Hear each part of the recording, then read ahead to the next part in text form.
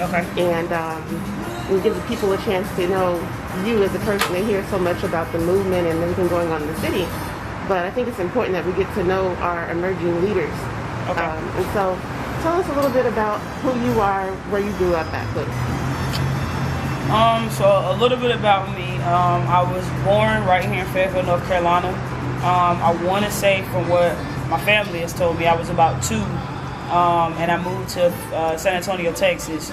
And then I came back here around the age 10 to 11, and I've been here ever since. So, in a sense, you could say born and raised here in Fayetteville, North Carolina. All right. And what are some of the things that inspired you from your upbringing or from your past that led you to where you are today? Some things that inspire me. Well, first and foremost, my inspiration comes from my brothers and sisters. I have, it's 5 of us total on my mom's side. So everyone up under me, that's Derek, Damiante, Orion, and Miracle, they are going to be the ones that inspire me first and foremost before anything. Simply because I know that there were things I had to go through in my childhood, you know, and I'm trying my best to make sure they don't go through it, they don't deal with it. So anything I can do to definitely change the narrative of you don't have support or help if you come from a single parent household, that's definitely something I'm trying to change. Outside of that, my motivation is just going to be, you know, the community. Simply because I feel like, and I can only go based off me and some of the challenges that I faced, not having an older sibling, not having my dad in the household, so really not having somebody to really rely on, because, you know, I didn't want to put but so much weight on my mom. And so that's something that I can definitely say that I struggle with the absolute most. And so that's something that really motivates me even now to continue to do what it is that I'm doing. Okay. What are some of the biggest challenges that you faced whenever you first decided that you wanted to make a difference here in Fayetteville? That is an absolutely good question. The biggest challenge that I face is probably going to have to be others coming against you. I'm sorry, I really had to think about that. My iPad ain't working. But yeah, it's definitely going to be others coming against you, because you'll be surprised that it's people in your own race that will come against you. It's people in your own race that will try to slander your name. So that is definitely something that I find that was very hard to deal with. And death threats, and just threats in general. That's definitely something that I had to deal with very early on. Who's been your biggest motivation throughout your life, and specifically throughout this current climate in our city? My biggest motivation is that change comes in all shapes and sizes. And so with that being said, you know, you don't necessarily have to be the person that went to Morehouse or to Winston-Salem State to bring change to your community. It could be, you know, that person that was the underdog in high school, the person that they never thought was going to really amount to anything. And so that's what's motivated me, because I was the underdog. I was the person they were like, she's not going to do anything, she's this, she's that. And so to be the person that I am today, that's what motivates me. It's all about change, and it's all about changing people's narrative and perspectives about yourself. Okay. Could you see yourself in a office position, in a leadership seat somewhere? Can I see myself in a seat? Well, first and foremost, as of yesterday, I did launch my nonprofit. We are registered with the state. So in a sense, I already sit in the seat as president/CEO of Building a Future Foundation Incorporated. As far as other seats, I know politics side. I haven't declared it, I'll say that, but it definitely is something that I have been praying about. I have before the Lord, but I am strongly considering running for a city council district number 7 next year. Wow. So it's gonna take a lot of prayer, but that's something that's definitely been on me and in me. Right now, I'm just giving myself time to do a lot of research as to what it entails. You know, find out all I can find out about people who've previously sat in that seat for my district. Look into different issues that my district particularly has. But that is something that I am strongly considering. Okay. And with that, you know that anytime you get into politics, it's all about people digging up dirt on you. It's about them getting into your personal life. Are you ready for all of that? Am I ready for people to dig into my personal life? Absolutely. because my personal life isn't that bad, and it's not anything that you can find in my personal life that I'm not willing to tell myself. I was having a conversation with someone the other day, and it was like, you know, what is the one thing that not a lot of people know about you? A lot of people don't know, despite what they believe about, you know, my capabilities of being able to hold an intellectual conversation. When I graduated high school, June 9th of 2017, my GPA was a 1.5. I was told I was never going to go to college. I was told if I don't go to the military, I'm not going to be anything. And so that if they dig into my life, that's all that. First of all, I'm 22. It ain't but so much I can do. I've never been arrested, never caught charges. So I mean, you can find out my GPA in high school. You can find out, you know, I maybe had a couple of issues, you know, with my mom when I was coming up. Outside of that, there really isn't much that you can dig up on me because I'm young. I haven't really done a lot of things that you would deem as bad. So awesome. And so, do you feel like the pressure from taking on such a huge responsibility and a huge role at such a young age, do you think that's something that you can sustain for the long haul, or is there something else that you see yourself shifting to? I definitely feel like I'm in it for the long haul. What I can honestly say is, it's not about what you're doing, it's about how you're doing it. And it's also, like I tell people all the time, this game is not a game of strength. It's not a game of whether you're book smart or not. It's about taking care of yourself, because I have the energy and the momentum that is needed to change my community. But if I'm not setting aside time for Myah, if I'm not setting aside time to say, listen, I'm not okay, I need to sit down and talk with somebody, I need to cry, scream, and yell, then I'm not taking care of myself. And so now that I've been in this for a little bit of time now, and I see what it takes, I'm definitely taking those mental days. I'm definitely taking those days where I just need to kick back and be the young 22-year-old adult that I am. And so because I'm taking better care of myself, I definitely feel as if this is something I can do for the long haul. And like I said, I mean, I just started a nonprofit. So with that being said, I know it's plenty of busy days and long nights ahead of me, but that, you know, that's definitely something that I'm prepared for. Okay. Do you have a mentor, anybody that you go to other than, I know, God? Oh yeah, God first and foremost. I have a business mentor for my business, and her name is Kendra. She's a real estate. She does the real estate business. I don't necessarily call her a mentor, but do I call her for a lot? Absolutely, and that's going to be Shaquilla Ingram. Simply because, you know, there are times that I just need to be like, listen, I can't do it. How do you do it? Because we're not, she's like what? Shaquilla's like 28, 29. So we're like maybe 5, I can't count right now, 7, 8 years apart. But nevertheless, like, you know, so she's still young. And so there are days where I'm like, Shaquilla, how do you handle it? Literally, I'll just call her and be like, how do you handle this? How do you handle when things are definitely stacked against you? So that's why, I mean, we haven't necessarily had that conversation where it's like, hey, will you mentor me type stuff? But she definitely is someone that I would consider, you know, okay, I would be comfortable with her being my mentor if I had to make a decision. That's awesome. What do you think your next step is? I know that you mentioned about the business that you started. Okay. So if you wouldn't mind elaborating a little bit about that, and then tell us a bit about what the next step is for Myah.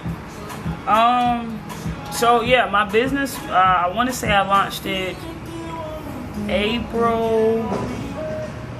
It was either April or May. April or May, one of the two, I can't remember. I was in a car accident, and it was just one of those things where honestly my car accident shook my life.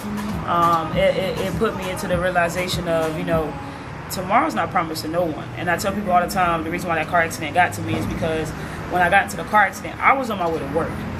I wasn't drinking and driving. I wasn't under the influence. I was doing perfectly fine. And it just, the weather played a part. And so my pastor actually told me, she said, I'm not telling you as your aunt, but I'm telling you as your pastor, like, the enemy made us fight for your life. And so I kind of had to step back like, yo, that's real. And so I took it and was like, you know, God, if you're really going to give me a second chance to get life right, if you're going to give me a second chance to do what I need to do, I need to go for it, and I need to go for it wholeheartedly. And so from there, I took it and ran. And so I love to detail cars. I love a nice clean car. Listen, I don't have kids, so if you know me, you know that my car is my baby in my life. And so I got into that, and so I opened a business called Drip and Shine.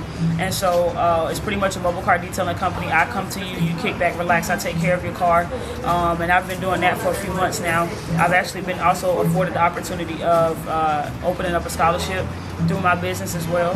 So it starts next year actually from the high school that I graduated from, E. Smith. A lucky senior is going to get a $500 scholarship to the college that they're choosing, as long as it's inside the state of North Carolina.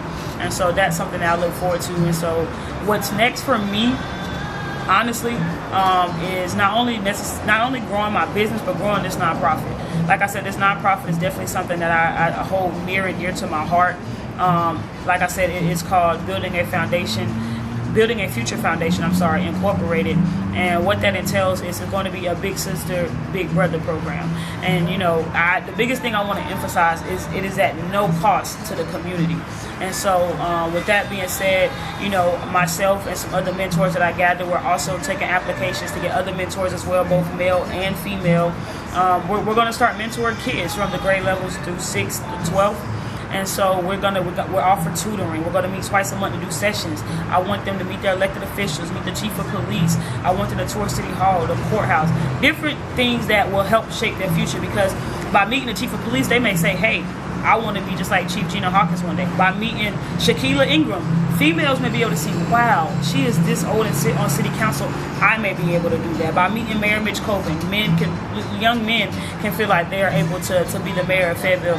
And so this nonprofit is definitely something that I'm very passionate about. And not only just to help them, let's reward them. So many times do kids feel like I'm doing all that I can, but nobody is noticing. So listen, we're starting to apply for grants and different things like that. So now it's at a point where it's like, okay, you made AP Honor Roll, let's take all the kids that made AP Honor Roll, let's go to a Charlotte Hornets basketball game. Because so many of these kids love basketball, but because their families cannot afford it, some of them will never go to a basketball game. And we have our own team right here in Charlotte. And so, that's definitely something that I'm passionate about. I'm ready to kick things off and get things started. And so there's definitely a lot in store for myself and for my brand, and I'm just excited to see where it takes me. Okay. If you could put into a few sentences, what advice would you give the youth that see you? Because you're all over news and media, and so I know they're got to be like, man, The advice I can give, honestly, would be, don't let your circumstances dictate your future. Don't let your present dictate your future. And I say that because, little quick story, it was my senior year of high school. We were ending the semester, so we had just come off of Christmas break. And we were getting ready to go into second semester. So, everybody is like, oh, listen, I'm about done with school. It's over. I'm graduating. But I actually got news that I had failed a class. And so my counselor put me in office. He was like, I'm sorry, Miss Warren, but 9 times out of 10, you're probably not going to graduate on time. Anything else he said after that, I didn't hear him. I just started crying because it's like, wow, now I'm not about to graduate high school on time. And so I remember going into a teacher's classroom and I'm crying, and she looked at me and she was like, I'm not going to baby you. She said, I'm not going to hold you. I'm not going to do none of that. She said, you get up, take this information back to the guidance counselor so he know that you know what you're talking about, and you come back to me and let me know how that works for you. And so I went to the guidance counselor, I did what I had to do, and long story short, I graduated on time. They were able to put me into a class that probably was never going to be mentioned had I not had a conversation with that particular teacher.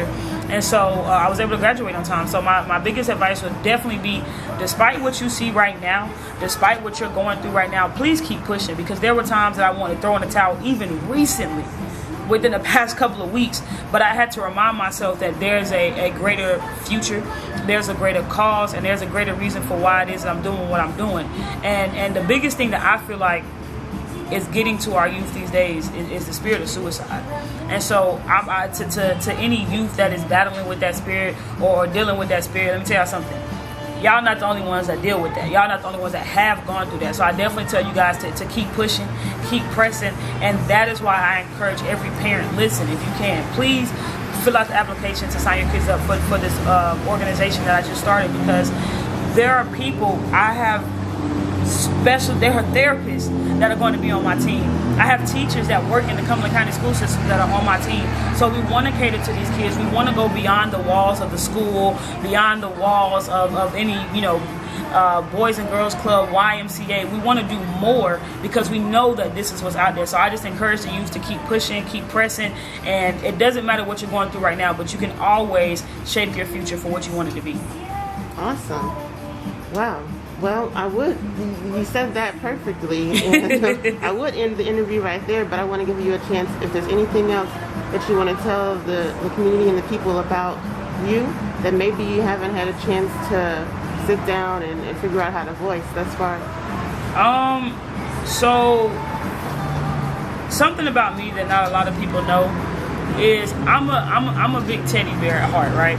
So many times do I see people, outside of social media. Like just yesterday, I was driving somewhere and somebody stopped me, and I was like, I've been wanting to speak to you. I've been seeing you around, but I didn't know if you were someone that I could talk to in a sense. And so that's because sometimes I do give off the hard impression because of my past and things that I've been through, And so it does cause me to feel like I have to put up a wall and like I have to be tough. But the truth is, I'm a big teddy bear. The truth is, I cry. I cry all the time, if you want to be quite transparent. And so, something that I'm learning even with myself, it's okay to be vulnerable. It's okay to allow people to see a side of you that people aren't used to seeing. And so that's something that I'm definitely working on, trying to really better myself. And just, how do I want to say it? It's okay not to be okay. And that's something that I'm also telling myself as well. And so, what I can definitely tell people about myself is that I'm a work in progress. I'm not perfect. I make mistakes. Heck, I've made some recently. Probably I made a couple yesterday. And so, I'm not perfect. And I wish, people understand that, because so many times do I get people like, they reach out to me like, hey, Myah, you're an inspiration to me. I look up to you, or can you help me get my story out, or whatever. And I just need people to understand that I'm human. I'm not perfect, and I'm trying. It really takes a lot to do what it is I'm doing, because I went from being a private person to now everything I do is on social media, which I don't mind, because half the stuff I put on social media, but it literally went from I went to a protest and just so happened to go Facebook Live to literally I got all these followers. I got everybody watching. What I'm saying? I go to Walmart. Hey, you're the girl from Facebook Live. I appreciate you. Love what you're doing. I go to the store. People stop me in traffic, and so I went from being private to public, and so that definitely did take a big shift. It took a lot of maturing very quickly, and so I'm learning to really adapt to the role that it is I'm playing right here in the community. Okay. Something that I personally found as a Life 101, as I often share with people, a lot of times we have to be willing to stand alone when we're put into a leadership position. Oh yeah. In order for people to follow us later, and it does happen in that order most of the time, where absolutely you're by yourself, and then once they see you succeeding alone, your followers, your supporters, your people will come. When it comes to standing alone, I won't speak too much on it, but a lot of people know I was once a part of the group Myahs Voice, and so that group actually got formed because Chief Gina Hawkins said she would do a public forum if I put it together. So I created a Facebook Messenger group chat with a group of young leaders in the community that I thought, definitely had my back and that we could get some things done. And so, long story short, it later got birthed into the Myahs Voice. And so that was a group that I was a part of. I guess in a sense you could call me, at that time, I was the leader of that group. And so, God saw a different plan for me, and so long story short, now I stand alone. I do have a team, but my team is very private, so I do want to respect their privacy and leave them private. But now, in a sense, you could say I stand alone, and so standing alone on my own and being a young woman leader is not something that bothers me. It's something that I'm learning to adapt to, and so I guess that's when you can put those mentors into effect. That's when mentors play a big part, because it's days when I am this young leader that's standing alone that I want to call a mentor and be like, if you don't talk to me, probably about to flip, you know what I'm saying? Or I could just be myself, I can cry, I could be vulnerable. And so it doesn't bother me as much as it did when I first got started, because now I'm learning to center myself with the right people. Before, I was connected to people who didn't have my best interests at hand, who who our egos are just getting in the way, and who really didn't have my back. Now I'm centered by people who I can literally call and say, I'm not okay. I need to talk. They need, if I need a hug, they'll give it to me. If I need to cry, they'll do it. And not only that, but they will tell me, Myah, you're wrong for that.